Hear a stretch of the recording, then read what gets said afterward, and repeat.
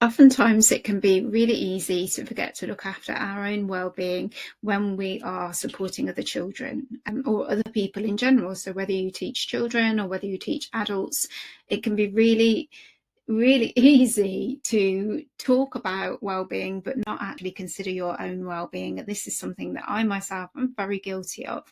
And so one thing that I do that I find really useful is plan in each week when I'm going to do things for my own well-being.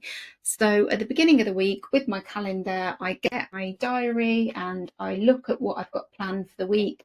And then the very first thing that I put in is my well-being things for me, and I highlight them. So here's an example week, and you see that there's the highlighting.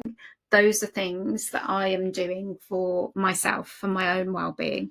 And so for me, that looks like each morning, I try most mornings to go for a walk. I'm very lucky to live really near to some woods. So even if it's just a 10-minute walk, I do my best to get out every single morning in my wellies to go for a little walk around the woods as often as I can. So that's most mornings. And so I'll get my diary, I'll highlight the days where that will be possible, and I can see that on this week that I planned here, there was one day that wouldn't work for me to do that. And so in my weekly plan, I'm like, right, that day I can't do, but I can do these other days.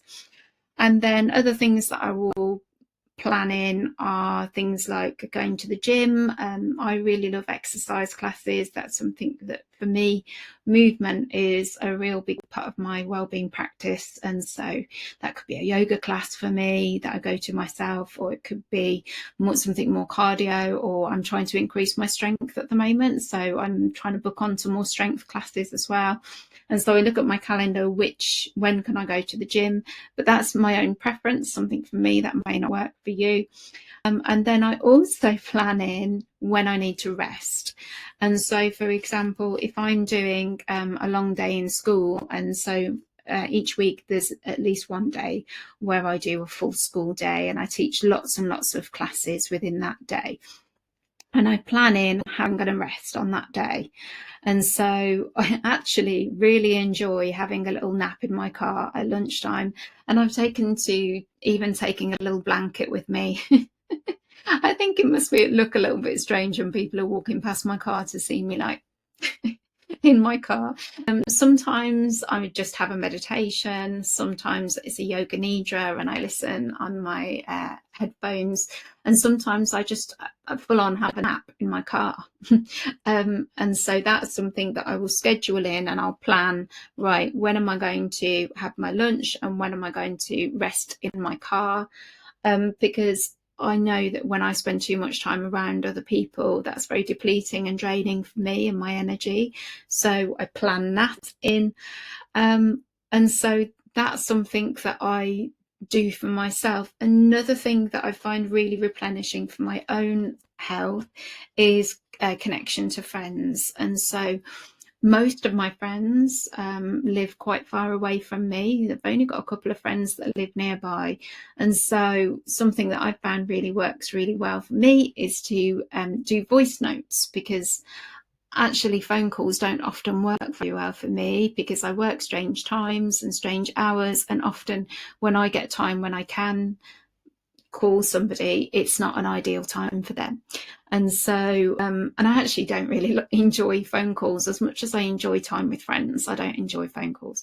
So me and quite a few of my friends leave WhatsApp notes, and they're so long that they're like podcasts, but I like to listen to them when I go on my morning walks, and I like to respond to them on my morning walks too.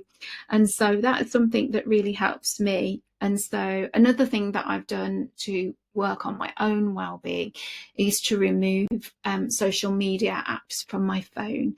I still can access them on my computer. Well, and that's because I do use Facebook for some of my work. And so I do still have Facebook on my computer, but I no longer have it on my phone. And that's a conscious choice so that I'm spending less time just like doom scrolling. And I try to ensure that if I'm reaching for my phone, then I know that what is it that I need to figure out what it is that I'm reaching for, you know, for myself. Is it because I'm bored? Is it I need a break? Is it because I need information? Is it because I need connection? And so that's something for me. So yeah, this is just a little thought video to have you consider. Are you considering your own well-being, and what does that look like for you, and what could you do, what could be in your weekly plan, and could that work for you? Could it work for you having a calendar and actually physically highlighting? It doesn't work for everybody, but it might work for you, and I'd really love to know what things do you do to support your own well-being.